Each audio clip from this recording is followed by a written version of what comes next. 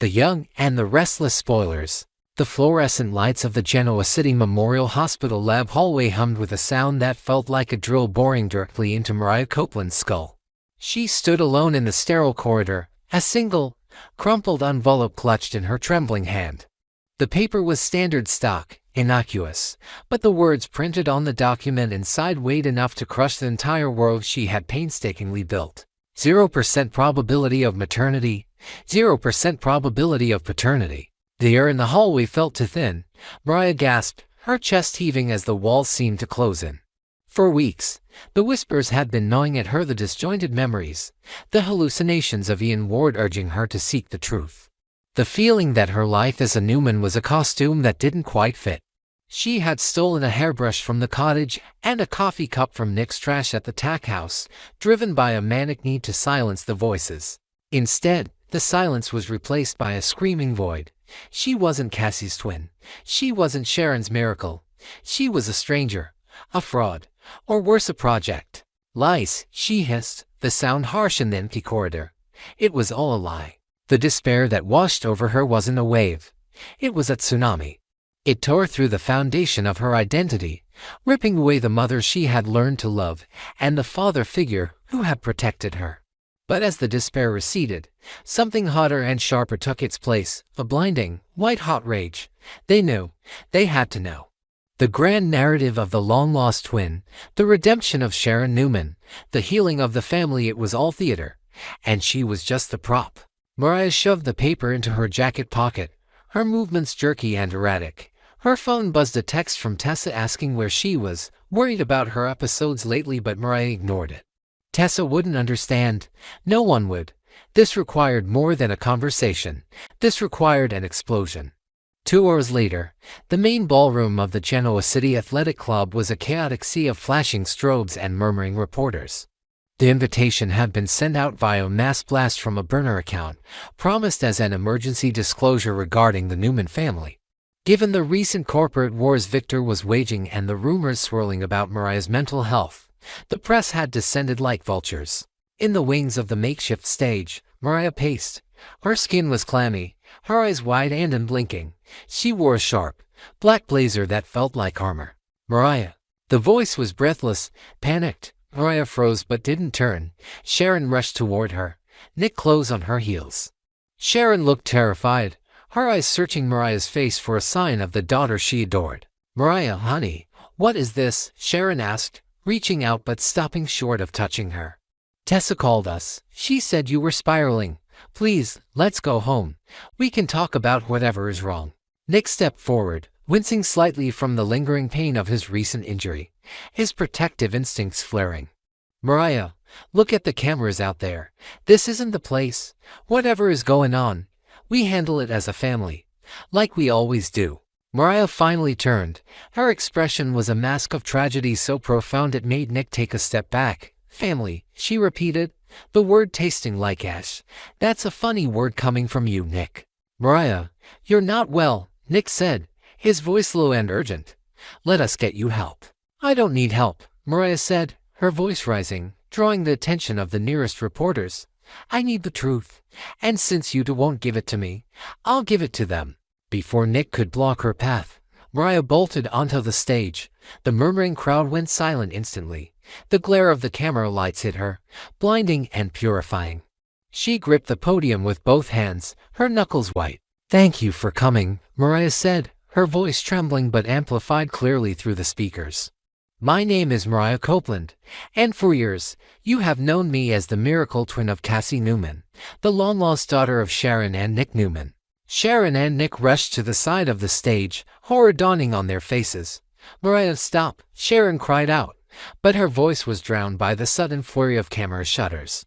Mariah pulled the crumpled DNA test from her pocket and held it up. The paper shook in her grip. "I am holding independent, court-admissible DNA results," Mariah announced, her voice gaining a manic strength. "These results prove, without a shadow of a doubt, that I share no genetic markers with Sharon Newman or Nicholas Newman." A collective gasp ripped through the room. Reporters were on their feet, shouting questions. Flashbulbs erupted like a lightning storm. "They lied," Mariah screamed over the noise, pointing an accusing finger at the two figures frozen in the wings. They knew. They needed a replacement for the daughter they lost. And they found me. They groomed me. They molded me. And they let me believe I belonged to them. That's not true, Sharon screamed, tears streaming down her face as she tried to push past a security guard who had misunderstood the situation and was blocking the stage. Mariah, that's impossible. You are my daughter. The science doesn't lie, Sharon, Mariah yelled back, turning to face her mother with a look of pure devastation. You covered it up. You and Nick. You kept the truth hidden to save your own fragile hearts, and you sacrificed my life to do it. I have been living a lie for years because of you. The accusation hung in the air, heavy and suffocating. The livestream comments on the Genoa City Chronicles feed were already scrolling so fast they were a blur. Newman scandal, fake daughter Mariah speaks. I was a pawn, Mariah continued, turning back to the cameras, tears finally spilling over her cheeks. Used to fix a broken marriage, used to secure a legacy. My entire existence in this town, my relationships, my identity. It was all built on a fraud perpetrated by the great Newman family. At the Newman Ranch, the silence in the living room was deafening. Victor Newman sat in his leather chair, a glass of tequila untouched on the side table. On the large screen, he watched the spectacle unfold. He watched Mariah, a woman he had once hired to gaslight Sharon, a woman who had become a formidable part of his family, tear the Newman name to shreds. Nikki stood by the fireplace, her hand covering her mouth. Oh my God, Victor, is it? Could it be true?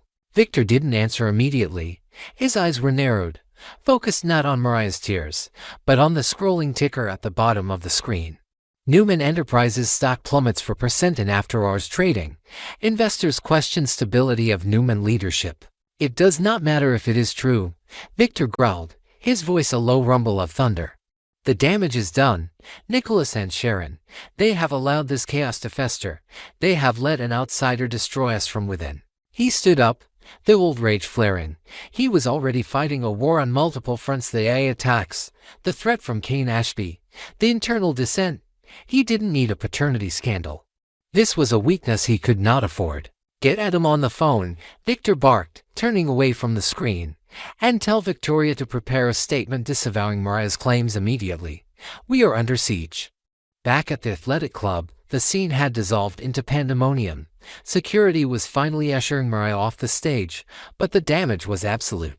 Sharon had collapsed into a chair in the VIP area, sobbing uncontrollably.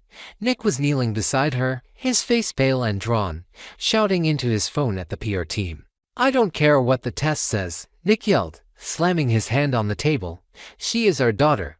Someone tampered with it. Fix this. But as he looked up, he saw the way the reporters were looking at them. It wasn't with sympathy. It was with suspicion. The seed of doubt had been planted, and it was growing fast. The narrative of the Newman cover-up was far juicier than the truth. Mariah was being led out the back exit, her energy spent. She felt hollowed out, empty. She pushed past Tessa, who was waiting by the door with eyes full of tears. Mariah, why? Tessa whispered, reaching for her hand. Mariah pulled away, her eyes cold. I'm free, Tessa. For the first time. I'm not Cassie. I'm not a Newman. I'm just me. But you destroyed them, Tessa said, her voice trembling. You destroyed everything. They destroyed me first, Mariah muttered, pushing through the exit doors into the cool night air of Genoa City. The days that followed were a blur of legal notices, paparazzi drones hovering over the ranch, and a stock market bloodbath. The Mariah revelation dominated every news cycle. In the boardroom of Newman Enterprises, the atmosphere was toxic. Victoria sat at the head of the table, her posture rigid. Adam sat opposite her, a smirk playing on his lips that he didn't bother to hide. Nick sat at the far end, looking like he hadn't slept in a week. Our creditors are calling in loans, Victoria said, sliding a folder across the table. They don't trust the leadership. They think if we can lie about a family member's DNA for a decade, we're lying about the solvency of the company. It's a hit job, Nick insisted, his voice hoarse. Mariah is sick. She's having a breakdown. We need to prove the test was faked. And drag this out in the press for another month, Adam interjected, leaning back. Face it, Nick, the public believes her. She played the victim perfectly. And you and Sharon, You look like monsters who gaslight a traumatized girl. Watch it, Adam, Nick warned, standing up. Sit down. Victor's voice cracked through the room like a whip. He stood at the window, his back to them. When he turned, his face was a mask of cold fury. You have brought shame upon this family, Nicholas, Victor said, pointing a finger at his son. Whether it is true or not, you allowed it to happen. You lost control of your household. And now, my company is paying the price. I didn't do this, Nick shouted. Mariah is the one who. Mariah is a loose cannon, Victor roared. And you failed to contain her, just as you are failing to handle the situation with Matt Clark. You are weak, Nicholas. And because of your weakness, the vultures are circling. Victor walked to the head of the table, placing his hands flat on the mahogany surface. There will be changes. Victoria, you will issue a statement that Nicholas is taking a leave of absence to deal with personal family matters. Dad, you can't, Nick said, stunned. You're benching me now, when we need to be united. We are not united, Victor hissed. We are broken. And until you fix your mess with Sharon and that girl, you are a liability. Adam will step in to oversee your division. The silence that followed was heavy with shifting power. Nick looked at Adam, who simply raised an eyebrow, the predator sensing blood. The betrayal stung more than the public humiliation. Sharon sat alone in her cottage, the lights off. The place that used to be filled with warmth and the laughter of her children now felt like a mausoleum.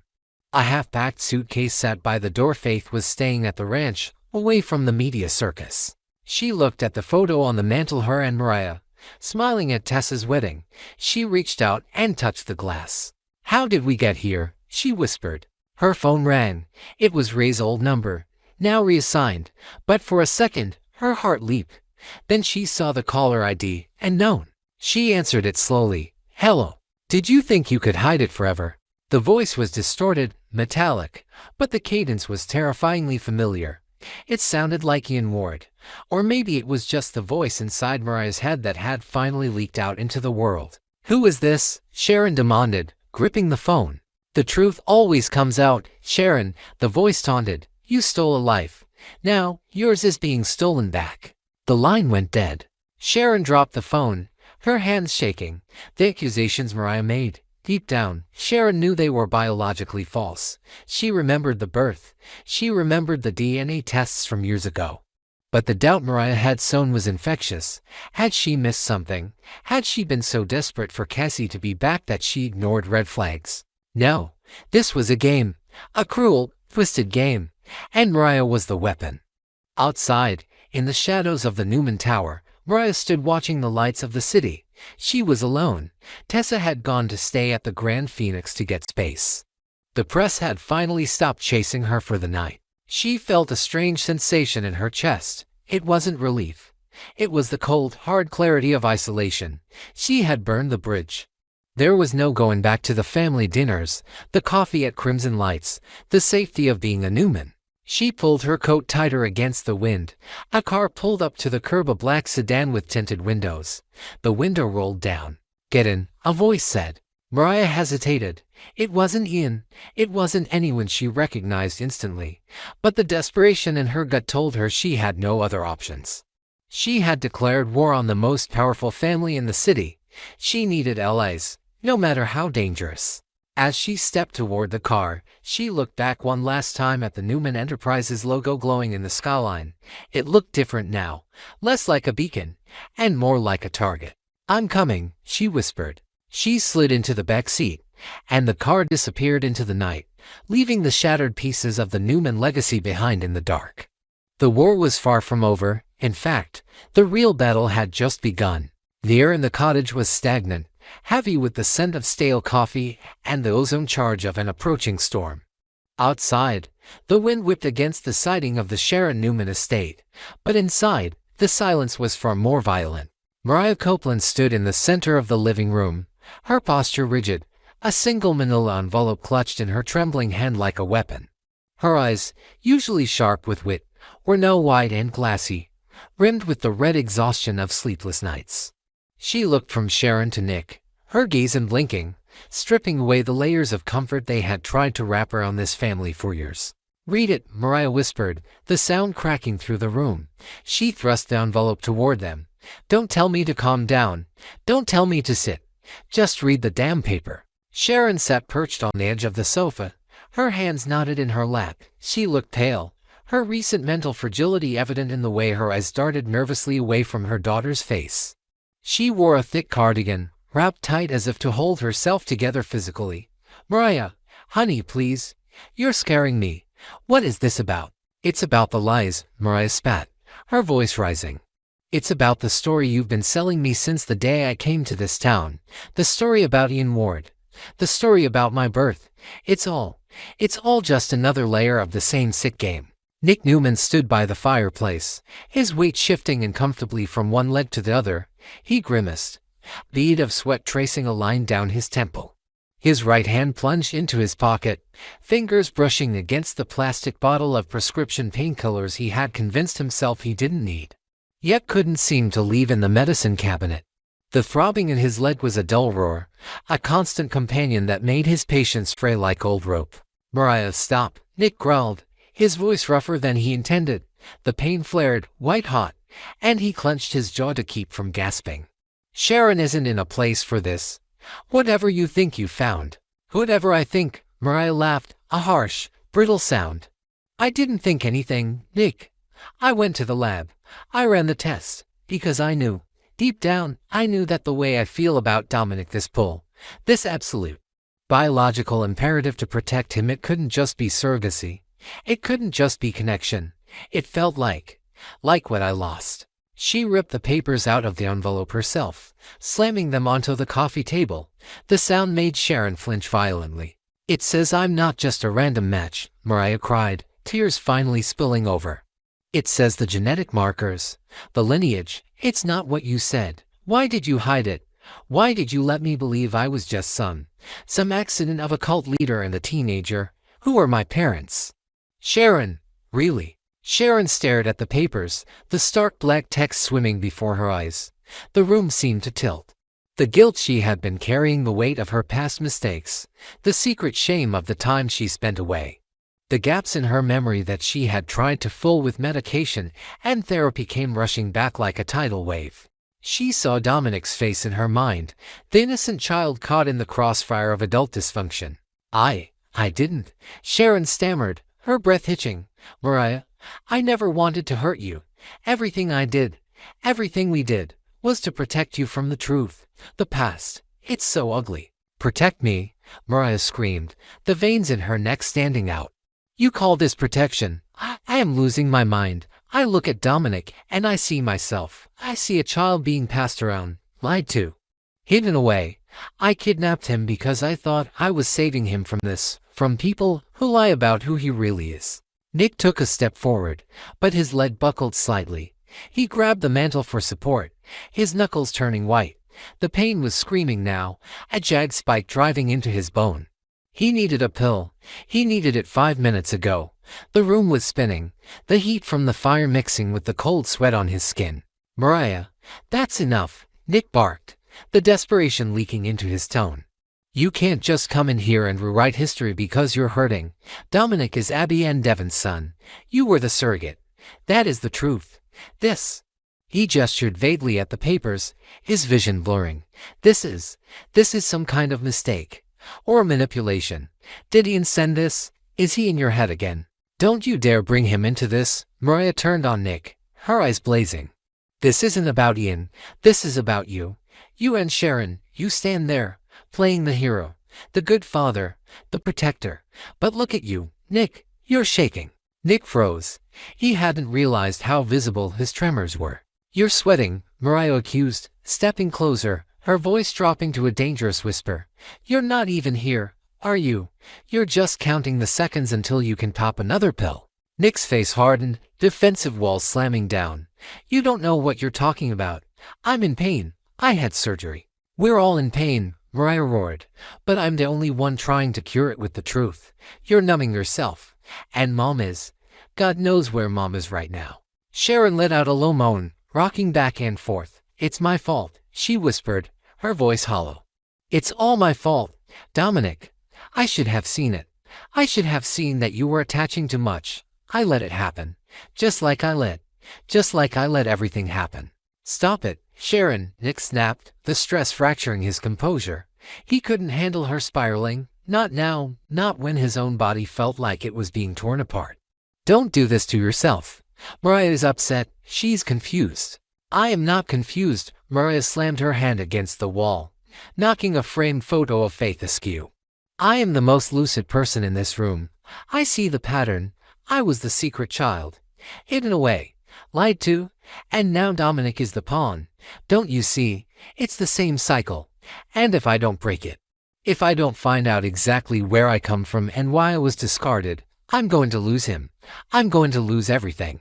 She turned back to Sharon, her expression pleading, now desperate. Mom, if you are my mother, tell me, why do these results say there's a discrepancy? Why does it look like my father isn't who you said? Is it Nick? Is it someone else? Was I stolen? Sharon looked up, her eyes filled with a terrifying vacancy. The pressure of the confrontation was pushing her into the dark corners of her psyche, places she hadn't visited since the days of Cameron Kirsten. The DNA, she murmured. It's so complex. The strands, they twist. Like us, we twist. Answer me, Mariah demanded. I can't, Sharon wailed, burying her face in her hands. I don't know what you want me to say. I loved you the moment I found you. Isn't that enough? Why does the blood matter more than the love? Because the blood is the truth, Mariah cried. And the love feels like a cover-up. Nick couldn't take it anymore. The physical agony and the emotional chaos collided. He reached into his pocket, his fingers closing around the bottle. He didn't care if they saw. He needed the edge off. He needed the noise to stop. Mariah's eyes snapped to his hand. Go ahead, she said, her voice dripping with disgust. Take it, numb it out. That's the Newman way, isn't it? When the truth gets too ugly, just swallow something to make it go away. Nick froze, his hand half out of his pocket. The shame hit him harder than the pain. He looked at his daughter, the woman he had come to love as his own, and saw the absolute betrayal in her eyes. He saw the reflection of his own weakness. Slowly, painfully, he pulled his hand out.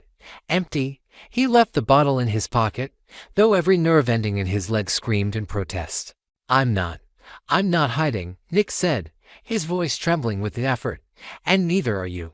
But this, he pointed at the DNA results. This isn't the way to solve what's happening with Dominic. You're looking for a reason. Mariah, you're looking for a reason why you kidnapped the child. You want it to be genetic. You want it to be fate. Because if it's fate, then it's not a crime. If it's fate, then you're not crazy. Mariah recoiled as if slapped. The truth of his words cut through her manic defense. You think I'm crazy, she whispered, tears streaming down her face.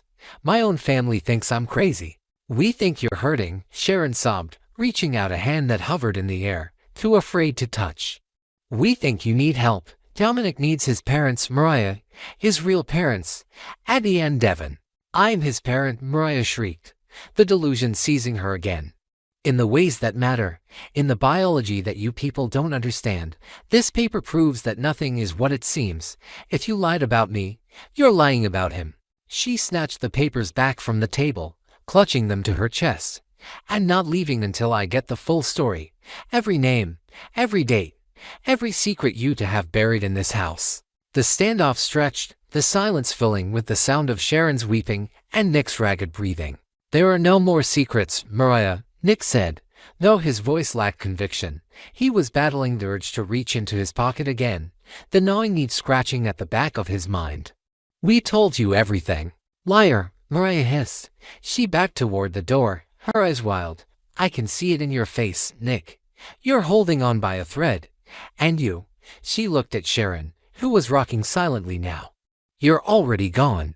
Mariah gripped the door handle. I'm going to find out. I'm going to find out who I really am. And when I do, Dominic and I are going to be free of this toxic legacy. She wrenched the door open and disappeared into the storm, leaving the wind to howl through the open space. Nick stared at the empty doorway, his body shaking uncontrollably. He looked at Sharon, who was lost in her own private hell. He reached into his pocket, his fingers trembling as he unscrewed the cap of the pill bottle. He tipped the pills into his hand, staring at them, the little white lies that made the pain manageable. He looked at the door where Mariah had vanished, then back at the pills. "God help us," he whispered. He didn't put them back.